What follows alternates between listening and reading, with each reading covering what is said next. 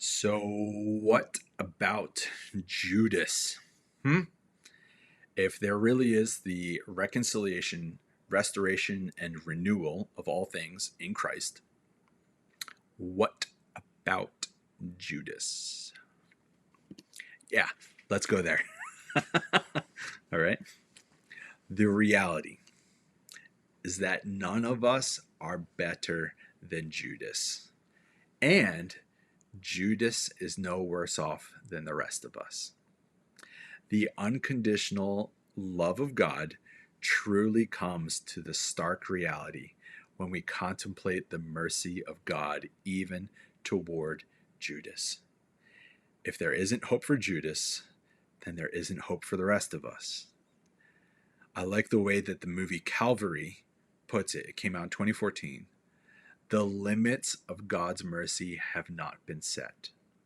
Or in the Psalms, Ki le'ulam chesedu, the love of God endureth forever.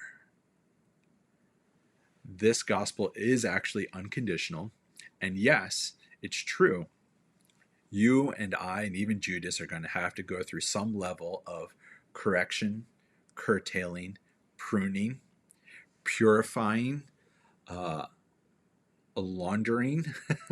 We need to be washed off of some of the mistakes and the tragedies that we've caused ourselves and one another. But if there's not hope for Judas, then there's not hope for the rest of us. And if we ever think that we're better and different than Judas, what we're doing is we are choosing to identify as separate and superior and therefore more worthy.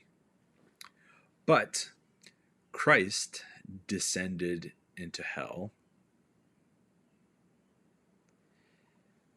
So he did the opposite movement. Rather than being separate and superior, he chose to be humble and identify with you and me and even Judas so that he can gather all things up and pull them back up into God, which would be Ephesians 1.